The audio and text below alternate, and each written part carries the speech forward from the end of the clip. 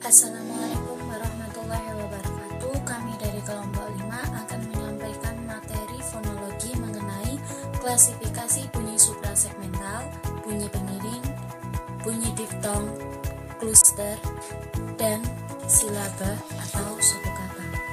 Perkenalkan, nama saya Dewi Sartika dengan NIM 9327011020 dan dua teman saya yaitu Karina Pujawardana dengan NIM 9327000620 dan Ika Nuraini dengan NIM 9327011420. Untuk materi yang pertama, saya akan menyampaikan mengenai klasifikasi bunyi suprasegmental. Ada 4. Yang pertama adalah tekanan.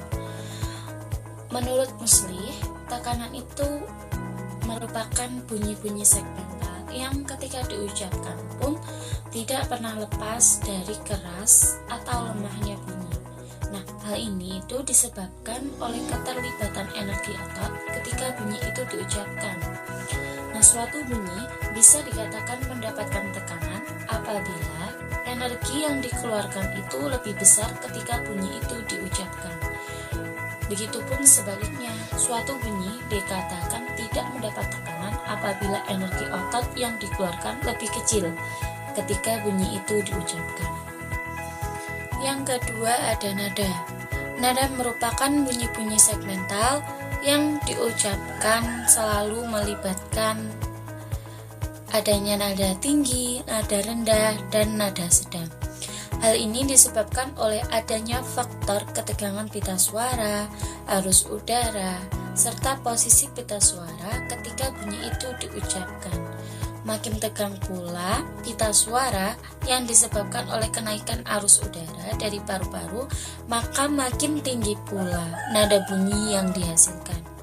Begitu juga ketika posisi pita suara yang bergetar lebih cepat akan menentukan tinggi nada yang diucapkan. Yang ketiga ada jeda atau persendian. Yang dimaksud dengan penghentian adalah pemutusan suatu arah bunyi-bunyi segmental ketika dalam diujarkan. Yang ketiga ada jeda atau persendian, adalah pemutusan suatu arus bunyi-bunyi segmental ketika diujarkan oleh penutur.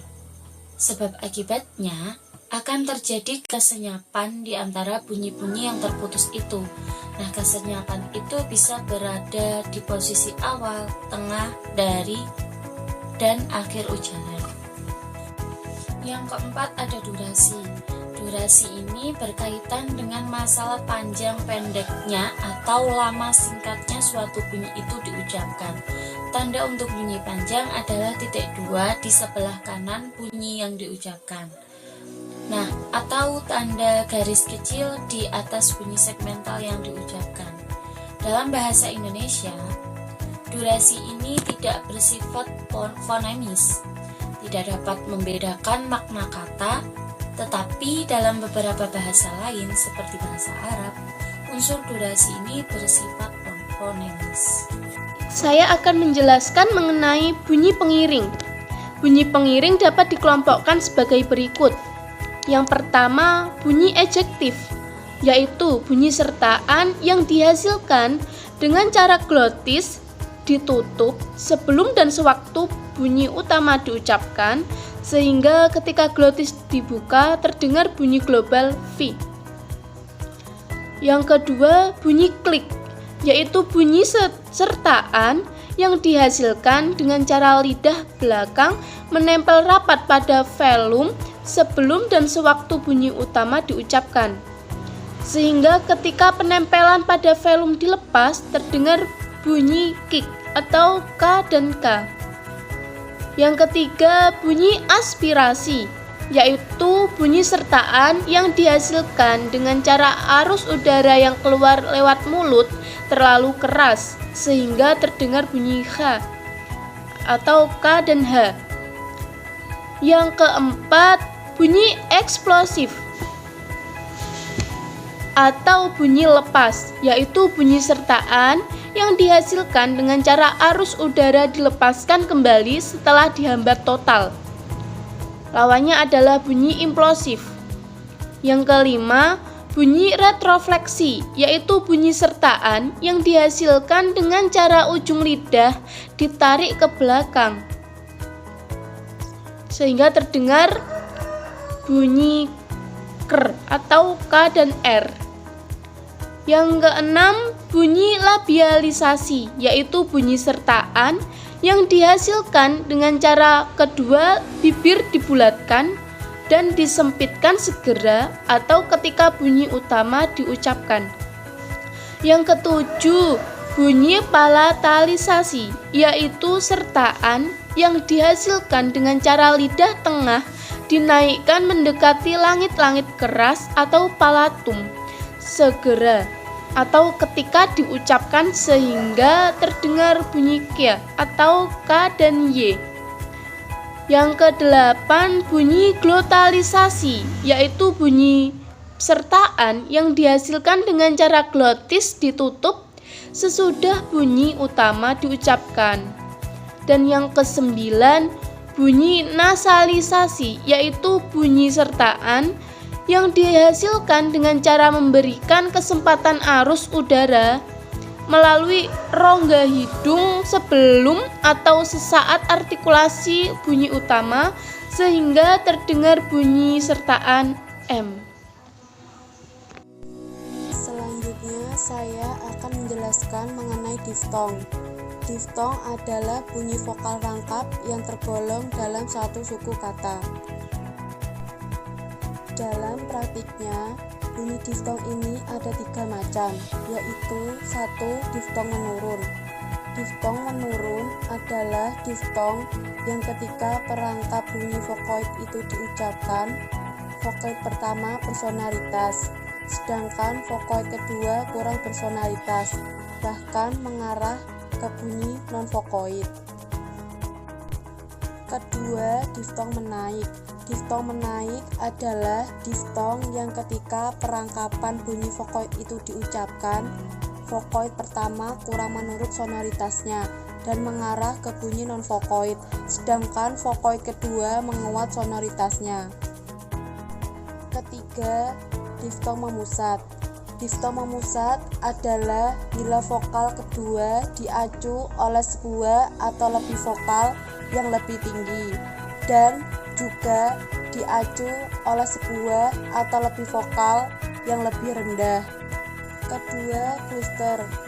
Bunyi kluster atau konsonan rangkap 2 atau lebih merupakan bagian dari struktur fonetis atau fonoktatis yang disadari oleh penuturnya. Pengucapan pun harus sesuai dengan struktur fonetis, karena kalau salah, pengucapan akan berdampak pada pembedaan makna. Kluster bahasa Indonesia seputar kombinasi yaitu 1. Jika kluster terdiri atas 2 kontoid yang berlaku adalah kontoid pertama hanyalah sekitar PBK, kontoid kedua hanyalah sekitar IRW. Kedua, jika kluster terdiri atas 3 kontoid yang berlaku adalah kontoid pertama selalu S, kontoid kedua T atau P, kontoid ketiga R atau I. Materi yang terakhir ada silaba. Silaba atau suku kata merupakan satuan ritmis terkecil dalam suatu arus ujaran. Satu silaba biasanya melibatkan satu bunyi vokal atau satu konsonan atau lebih boleh. Nah, silaba ini sebagai satuan ritmis terkecil mempunyai puncak kenyaringan yang biasanya jatuh pada sebuah bunyi vokal. Kenyaringan dan sonoritas yang menjadi puncak silabel terjadi karena adanya ruang atau resonansi berupa rongga mulut, rongga hidung, atau rongga-rongga lain di dalam kepala atau dada. Assalamualaikum warahmatullahi wabarakatuh. Kami dari kelompok 5 akan menyampaikan materi fonologi mengenai klasifikasi bunyi suprasegmental, bunyi pengiring, bunyi diftong, kluster, dan silaba atau suku kata. Perkenalkan, nama saya Dewi Sartika dengan NIM 93270120 dan 2 teman saya yaitu Karina Pujawardana dengan NIM 9327000620 dan Ika Nuraini dengan NIM 9327011420. Untuk materi yang pertama, saya akan menyampaikan mengenai klasifikasi bunyi suprasegmental. Ada 4. Yang pertama adalah tekanan. Menurut Muslih, tekanan itu merupakan bunyi-bunyi segmental yang ketika diucapkan pun tidak pernah lepas dari keras atau lemahnya bunyi. Nah, hal ini itu disebabkan oleh keterlibatan energi otot ketika bunyi itu diucapkan. Nah, suatu bunyi bisa dikatakan mendapatkan tekanan apabila energi yang dikeluarkan itu lebih besar ketika bunyi itu diucapkan. Begitupun sebaliknya, suatu bunyi dikatakan tidak mendapat tekanan apabila energi otot yang dikeluarkan lebih kecil ketika bunyi itu diucapkan. Yang kedua ada nada. Nada merupakan bunyi-bunyi segmental yang diucapkan selalu melibatkan adanya nada tinggi, nada rendah, dan nada sedang. Hal ini disebabkan oleh adanya faktor ketegangan pita suara, arus udara, serta posisi pita suara ketika bunyi itu diucapkan. Makin tegang pula pita suara yang disebabkan oleh kenaikan arus udara dari paru-paru, maka makin tinggi pula nada bunyi yang dihasilkan. Begitu juga ketika posisi pita suara yang bergetar lebih cepat akan menentukan tinggi nada yang diucapkan. Yang ketiga ada jeda atau persendian. Yang dimaksud dengan penghentian adalah pemutusan suatu arah bunyi-bunyi segmental ketika dalam diujarkan. Yang ketiga ada jeda atau persendian, adalah pemutusan suatu arus bunyi-bunyi segmental ketika diujarkan oleh penutur. Sebab akibatnya akan terjadi kesenyapan di antara bunyi-bunyi yang terputus itu. Nah, kesenyapan itu bisa berada di posisi awal, tengah, dari, dan akhir ujaran. Yang keempat ada durasi. Durasi ini berkaitan dengan masalah panjang pendeknya atau lama singkatnya suatu bunyi itu diucapkan. Tanda untuk bunyi panjang adalah titik 2 di sebelah kanan bunyi yang diucapkan. Nah, atau tanda garis kecil di atas bunyi segmental yang diucapkan.